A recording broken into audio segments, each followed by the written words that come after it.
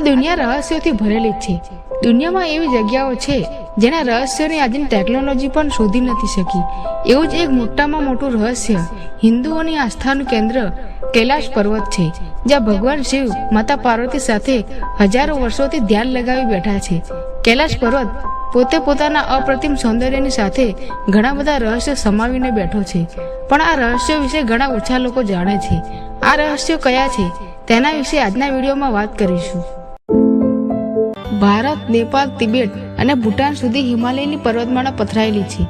આ હિમાલયની પર્વતમાળાઓમાં કૈલાશ પર્વત આવેલો છે. હિન્દુ ધર્મ અનુસાર ભગવાન શિવનું આ નિવાસ સ્થાન છે, જ્યાં તેઓ માં પાર્વતી અને નંદી સાથે રહે છે અને ધ્યાન લગાવે છે. કૈલાશ પર્વત માત્ર હિન્દુઓ માટે જ નહીં, પરંતુ અન્ય 3 ધર્મો બૌદ્ધ ધર્મ, જૈન ધર્મ અને બૌદ્ધ ધર્મ માટે પણ પવિત્ર સ્થળ છે. જૈન ધર્મમાં તેને અસ્તાપદા કહેવામાં આવે છે, બૌદ્ધ ધર્મમાં તેને ટાઈસ કહેવામાં આવે છે અને બૌદ્ધ ધર્મમાં તેને કિંગ રિમ્પોચે કહેવામાં આવે છે, કેમ કે આ બધા ધર્મોની કૈલાશ પર્વત પર અતૂટ શ્રદ્ધા છે. ભારતની 4 મોટી નદીઓ બ્રહ્મપુત્રા, સતલજ, સિંધુ અને કરનાલી પણ કૈલાશ પર્વતમાંથી નીકળે છે અને આ ચારેય નદીઓ 4 જુદી જુદી દિશામાં વહે છે. કૈલાશ પર્વત સાથે સંકળાયેલા આવા ઘણા રહસ્યો અને ચમત્કારો છે જે હજી પણ વિશ્વ માટે વણઉકેલ્યા છે. કૈલાશ પર્વત માઉન્ટ એવરેસ્ટ કરતા નીચો છે, છતાં આજ સુધી કોઈ પણ માણસ કૈલાશ પર્વત પર ચડી શક્યો નથી. હજારો લોકો વિશ્વના સૌથી ઊંચા પર્વત એવરેસ્ટ પર ચડી ચૂક્યા છે, પરંતુ કોઈ પણ વ્યક્તિ કૈલાશ પર્વત પર ચડી શક્યો નથી, જે આખા વિશ્વને આશ્ચર્યજનક છે. ઘણા લોકોએ કૈલાશ પર્વત પર ચડવાનો પ્રયાસ કર્યો હતો, પરંતુ કેટલાક લોકો ઓછા ઓક્સિજન અને હાર્ટ એટેકના ડરના કારણે પાછા આવી ગયા હતા. કેટલાક લોકો રસ્તો ભૂલી ગયા હતા, જ્યારે કેટલાક લોકોએ કહ્યું હતું કે પર્વતમાં આવી અલૌકિક શક્તિ છે જે તેમને પર્વત પર ચડતા અટકાવી રહી છે, જેના કારણે કેટલીકવાર રસ્તો તેમની સામે અદૃશ્ય થઈ જાય છે અને ક્યારેક ખૂબ જ બરફના તોફાનો સામે આવવા લાગે છે. કૈલાશ પર્વત પર ચડતી વખતે ઘણા લોકોના મોત પણ થયા હતા. કૈલાશ પર્વત પર ચડવાના જોખમો અને ઘણા ધર્મોના સન્માનને નુકસાન નહીં પહોંચાડવાના કારણે સરકારે 2001માં આ પર્વત પર ચડવા પર પ્રતિબંધ મૂક્યો હતો. કૈલાશ પર્વત પર ચડવાનો પ્રયાસ કરનારાઓ દાવો કરે છે કે વિશ્વની અન્ય કોઈ પણ જગ્યા કરતા અહીંયા સમય ઝડપથી પસાર થાય છે. પર્વતારોહીઓ કહે છે કે કૈલાશ પર્વત પર તેમના વાળ અને નખ ઝડપથી વધવા માંડે છે. તેમના કહેવા મુજબ પૃથ્વીના બાકીના ભાગમાં 2 અઠવાડિયામાં જેટલા વાળ અને નખ વધે છે, તેટલા અહીં માત્ર 12 કલાકમાં વધી જાય છે. અમેરિકન અને રશિયન વૈજ્ઞાનિકોના ઘણા અભ્યાસ પછી એવું માનવામાં આવે છે કે કૈલાશ પર્વત પૃથ્વીની મધ્યમાં સ્થિત છે, એટલે કે આ પર્વત પૃથ્વીનું કેન્દ્રબિંદુ છે, જેને એક્સિસ મુન્ડી પણ કહેવામાં આવે છે. એવું માનવામાં આવે છે કે વિશ્વની 4 દિશાઓ કૈલાશ પર્વત પર મળે છે. વેદ અને રામાયણમાં પણ તેનો ઉલ્લેખ છે.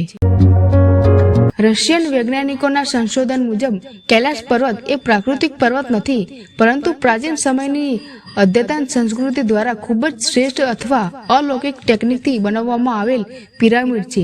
રશિયન સંશોધક ડોક્ટર અનસટ મુલ્ડાશેવના જણાવ્યા મુજબ કૈલાશ પર્વત એટલા સરસ રીતે બાંધવામાં આવ્યો છે કે તે કુદરતી હોઈ શકે નહીં. તેમના કહેવા મુજબ આ પર્વત અન્ય પર્વતોની જેમ ત્રિકોણાકાર નથી, પરંતુ 4 ખૂણાવાળો છે, જે 4 દિશાઓનું પ્રતિનિધિત્વ કરે છે. આ પર્વત પૃથ્વીની મધ્યમાં સ્થિત હોવાથી બતાવે છે કે તે કુદરતી હોઈ શકે નહીં. તેઓ કહે છે કે જ્યારે તેઓ અહીં તેમની ટીમ સાથે રોકાયા હતા, ત્યારે રાતના શાંત વાતાવરણમાં કેટલાક અવાજ આવી રહ્યા હતા કે કોઈ અવાજ કરી રહ્યા હતા અને પથ્થરો પડી રહ્યા હતા.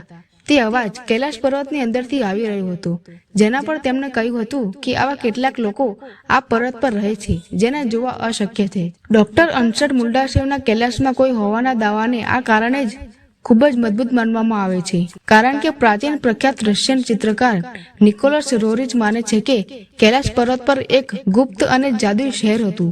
હિન્દુ અને બૌદ્ધ ધર્મોમાં પણ આ સ્થાનનો ઉલ્લેખ છે, જેનું નામ શંબાલા હતું. શંબાલા એ સંસ્કૃત શબ્દ છે જેનો અર્થ થાય છે શાંત સ્થાન. કૈલાશ પર્વત પર ચડવાનો પ્રયત્ન કરનારા ઘણા લોકોનો દાવો છે કે અહીંનું સ્થાન ચમત્કારિક રૂપે બદલાય છે. તેમના કહેવા મુજબ જ્યારે પણ તેઓ આગળ વધવાનો પ્રયાસ કરે છે, ત્યારે ખરાબ હવામાનને કારણે રસ્તો બગડી જાય છે, પરંતુ જ્યારે તેઓ આગળ વધે છે, ત્યારે થોડા સમય પછી તેઓ ફરીથી જૂની જગ્યાએ પાછા આવી જાય છે. કૈલાશ પર્વતના આ રહસ્ય અને ચમત્કારને કારણે પણ લોકો આજ દિન સુધી કૈલાશ પર્વત પર ચડી શક્યા નથી. કૈલાશ પર્વત બાકીના પર્વતોની જેમ આકારમાં ત્રિકોણાકાર નથી, પરંતુ તે ચારે દિશામાં ફેલાયેલ છે અને તેના 4 ખૂણા રૂબી, સોના, ક્રિસ્ટલ અને લેપિસ લેઝુલી જેવી કિંમતી ધાતુથી બનેલા હોવાનું માનવામાં આવે છે. વેદ અને પુરાણો અનુસાર કૈલાશ પર્વત એ પૃથ્વી પર સ્વર્ગનો રસ્તો છે અને હિન્દુ માન્યતાઓ અનુસાર પાંડવો અને દ્રૌપદીએ કૈલાશ પર્વત પર ચડીને જ મોક્ષ પ્રાપ્ત કર્યો હતો. કૈલાશ પર્વતનું બીજું રહસ્ય એ છે કે અહીં સૂર્ય ડૂબ્યા પછી આ પર્વતના પડછાયામાંથી સ્વસ્તિકનું ચિહ્ન બને છે, જે હિન્દુ ધર્મનું ધાર્મિક પ્રતીક છે. એટલું જ નહીં, જ્યારે પર્વત પર બરફ પડે છે ત્યારે દક્ષિણ દિશાથી જોવામાં આવે ત્યારે અહીં ઓમનું ચિહ્ન રચાય છે અને આ પણ હિન્દુઓનું ધાર્મિક પ્રતીક છે. કૈલાશ પર્વત પર માનસરોવર અને રાક્ષસ તાલ નામના 2 તળાવો છે અને આ બંને તળાવોના નામોની કથા પુરાણો સાથે જોડાયેલી છે. એવું માનવામાં આવે છે કે ભગવાન વિષ્ણુ માનસરોવર તળાવમાં શેષનાગ પર બેસતા હતા અને પુરાણોમાં તેમને ક્ષીરસાગર કહેવામાં આવે છે. બીજી બાજુ માનવામાં આવે છે કે રાવણે ભગવાન શિવની ઘોર તપસ્યા કરી હતી. આ બંને તળાવોના ગુણ તેમના નામ પ્રમાણે જ છે. માનસરોવર તળાવનો આકાર સૂર્ય જેવો છે અને તે શુદ્ધ તાજા પાણીનું તળાવ છે. તેનાથી વિપરીત રાક્ષસ તાલનો આકાર તૂટેલા ચંદ્ર જેવો છે અને તે ખારા પાણીનું તળાવ છે. તેના પાણીમાં જીવજંતુ અને છોડ ઉગતા નથી. માનસરોવર તેના નામની જેમ હંમેશા શાંત રહે છે, જ્યારે રાક્ષસ તાલમાં તોફાન અને ઊંચા મોજા આવતા રહે છે. આ બંને તળાવોનું સૌથી મોટું રહસ્ય એ છે કે આ બંને તળાવો એકબીજાની નજીક છે, છતાં આ બંનેના ગુણ એકબીજાથી સાવ જુદા છે. જ્યારે પણ ભક્તો કૈલાશ પર્વતનું પરિભ્રમણ કરવા આવે છે ત્યારે તેમને યમ દ્વારમાંથી પસાર થવું પડે છે. હિન્દુ ધર્મ અનુસાર યમ મૃત્યુના દેવ છે, જ્યારે દ્વાર એટલે દરવાજો. સ્થાનિક લોકોના જણાવ્યા મુજબ આ દરવાજા પરથી પસાર થતા હોય ત્યારે વ્યક્તિએ લાંબા સમય સુધી ઊભા ન રહેવું અને પાછું વળીને જોવું જોઈએ નહીં. યમ દ્વારનું રહસ્ય એ પણ છે કે તે કોણ, ક્યારે અને કેમ બનાવવામાં આવ્યો તે કોઈને ખબર નથી, પરંતુ પ્રાચીન માન્યતાઓ અનુસાર ભગવાન યમ દ્વારા ભગવાન શિવની રક્ષા માટે તેનું નિર્માણ કરાયું હતું. એવું માનવામાં આવે છે કે જ્યારે પણ કોઈ વ્યક્તિ યમ દ્વારથી કૈલાશની પરિક્રમા કરવા જાય છે ત્યારે તેની બધી નકારાત્મક ઉર્જા દૂર થઈ જાય છે અને તેના બધા જ જૂના પાપો નાશ પામે છે અને વ્યક્તિ હકારાત્મક ઉર્જા સાથે કૈલાશ પર્વત પર જાય છે. કહેવાય છે કે 11મી સદીમાં એક બૌદ્ધ સાધુ યોગી મિલારેપાએ કૈલાશ પર્વત પર ચઢાણ કર્યું હતું. તેઓ આ પવિત્ર અને રહસ્યમય પર્વત પર ચડીને પાછા જીવતા આવનાર દુનિયાના એકમાત્ર વ્યક્તિ હતા. એનો ઉલ્લેખ તિબેટીયન ધાર્મિક પુસ્તકોમાં જોવા મળે છે. 1962ના ભારત ચીન યુદ્ધ પહેલા આ પૂરો વિસ્તાર ભારત હસ્તગત હતો, પરંતુ 1962ના યુદ્ધમાં રેજાંગલા અને ચુશુલની લડાઈ પછી આખો વિસ્તાર ચીને પોતાના હસ્તક કરી લીધો. ગૂગલ મેપ અને નાસાના ચિત્રોથી જણાય છે કે કૈલાશ પર્વત ધરીમુંડી, વિશ્વધરી, વિશ્વનું કેન્દ્ર અને વિશ્વની નાભી છે. નાસાના વૈજ્ઞાનિકોએ કહ્યું કે હિમાલય પર્વતમાળામાં તિબેટથી સુદૂર દક્ષિણ પશ્ચિમ ખૂણામાં સ્થિત પર્વત જે કૈલાશ પર્વત તરીકે ઓળખાય છે, તે પર્વત પર ભગવાન શિવનો ચહેરો દેખાય છે.